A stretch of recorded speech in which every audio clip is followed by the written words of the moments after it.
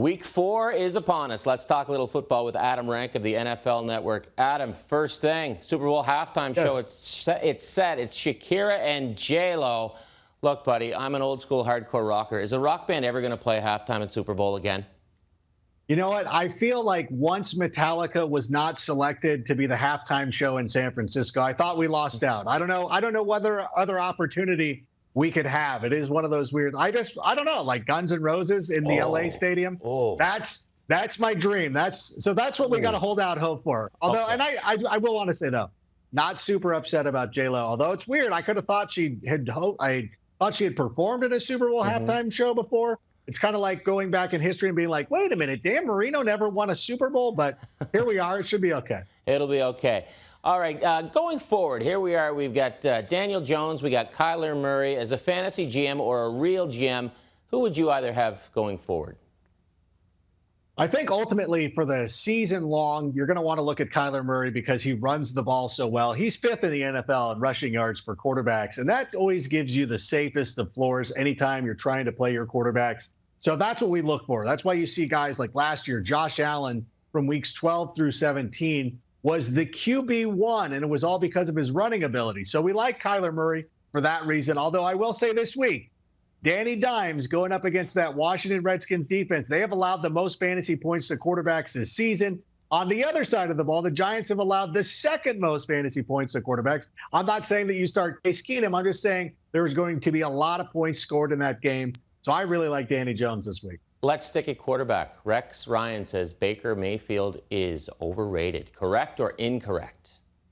Incorrect. I'm a Bears fan. You want to send him to Chicago? I will happily take him on my team. I think what we're seeing, though, is as much fun as it was for the Cleveland Browns to get Olivier Vernon and Odell Beckham Jr. on the team, they traded Kevin Zeitler.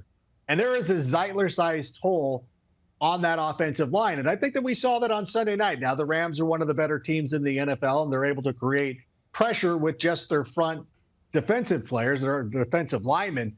But it's been a problem with the Cleveland Browns all season is that they have not been able to stop anybody. Baker rarely gets a clean pocket. I think that if he was with a team that had a better offensive line, I think we would see more production out of him. And that is something that they have to absolutely figure out. Two matchups on Sunday are going to feature undefeated teams. Let's start with the Patriots and the Bills. The Patriots have decimated everyone they've faced so far this year. So can the Bills even keep this close? Are you even giving them a chance against New England? Oh, they absolutely have a chance. They do have a great defense, and I think that both of their corners, Levi and Tre'Davious White, those are two of the top cornerbacks in the league. And, you know, you look at the other side of the ball with Tom Brady, his receivers are pretty banged up. Julian Edelman has been practicing and is expected to play, but still not 100% healthy. Josh Gordon has been battling some injuries. Philip Dorsett has actually emerged as their top wide receiver right now. And so I think that Buffalo's ready for it. I love the Bills Mafia. I love everything that they do. Break the tables out in the parking lot, go old school ECW, do it all, man. You're supposed to have fun at football games, and I absolutely dig it. I wish they had a little bit more firepower offensively. I wish Devin Singletary was healthy and ready for this one, but you know what? I think that Josh Allen, I think he's up for the task. I like John Brown, Cole Beasley's coming along as well. So I'm giving them a fighting chance. I think as a human being with human emotions, I want to see Buffalo win this game, but I understand that it's going to be a daunting task. But I think Buffalo, they're going to be in this game for sure. Oh, they're off to a Tommy Dreamer of a start so far this season. How about Detroit? They get Kansas City. Detroit, they're undefeated. They have that tie, but are the Lions for real?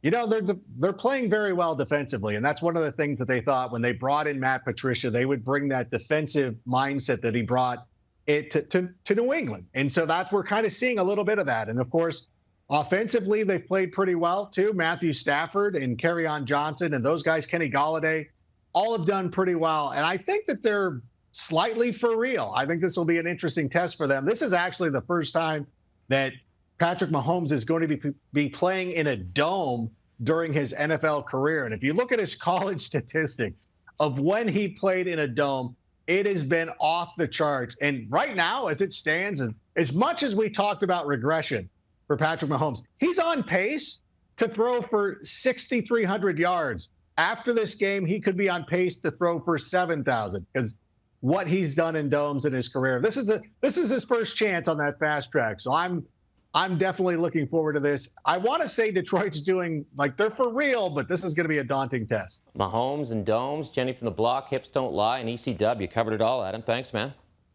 Absolutely. You're the blue meanie in that suit, so I appreciate you bringing that. Oh, I appreciate that. Thanks, buddy.